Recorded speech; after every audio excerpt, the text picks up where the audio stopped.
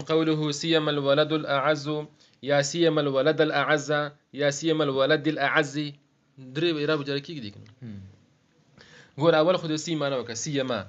دا اصل کې دا سی چې دی سی معنی د مثلو سره ښه مثلو سره او دا ما زائد دی ما زائد د یو موصوله دی ما زائد دی سره موصوله او دې کسر کې دا لا سیما دی ښه لا سیما څه شي لا سیما لا وانت لا حذف شوی دی ولیکن معنا کې مراد دی ښه معنا کې څه دی مراد دی دا خپل معنا لغوي دا کېږي خو لکه اصل کې اصطلاح کې دا لا سیما استعمالي معنا خصوصا څه خصوصا دا معنا وکړه لا سیما الولد الاعز خاص کر ولد اعز خصوصا امانه کی فکر دې کنه وز ما بعد دغه شی دی الولد الاعز دې کې درې را بجایز دي رفع نسب جر رفع نسب جر رفع جایز کیږي ولی دا به خبر شي په مبتدا محذوبي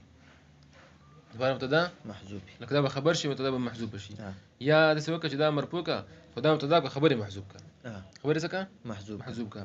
او دویم دا چې دغه دا څه ویل کیږي دا منصوب شي الولد الاعز الولد الاعز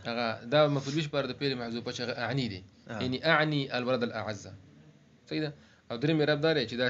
سی مضاف شي او دا ما زائد دی سی سره مضاف دی او ما زائد دی الولد الاعز مضاف الیه مجرور شنو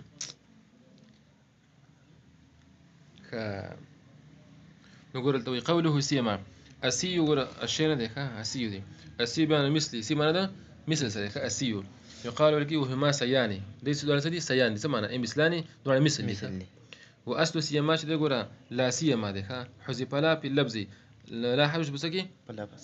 لفظ كي حذف ده ولكنه مراد المعنى لكن معنى سدي مراد وما زائد اما سري بلا سيما كي زائد ده او مسؤول يا مسؤول ده او موصوفه يا موصوفه ده وهذا اصله ده اصل لك بلغتك كي اصل لسيدي او ثم استعمل بمستعمل تشبيه بمعنى خصوصا وفيما بعده ثلاثه اوجه ما بعد كسوجي دي دري ما توي مرفوع منصوب قوله التحبير غلو حبي زمانه الشقيق شبقه كون كي زمانه اب بلارماني قوله الحري حري زمانه لايقي بيجي قوله قيام زمانه اما يقوم به امره يعني هذا الشيء لسه قائميږي مضبوطيږي امره امر ده د کار برابري قوله بيشوي من التاييد التاييد سمعنا غور اي تقويه من الايد ماخوذ ده خسنا ماخوذ ده ايد سمعنا بمعنى قوه قوله عصام سمعنا اما يعصم به امره من الزلل ما هذا شيء يعصم يحفظ محفوظ کیږي به دې سره امره ده امر من الزلل ورزيدونك نخيدونا قوله على الله وعلى الله التوكل والاعتصام تقول وعلى الله التوكل والاعتصام ده على الله جار مجرور دی ښه پېښوي دا مقدم شوی دی ضرب مقدم شوی دی د پاره د ifade سره د حصر پاره څه ifade حصر چې حصر راشي یعنی زما اعتماد صرف الله پاک دی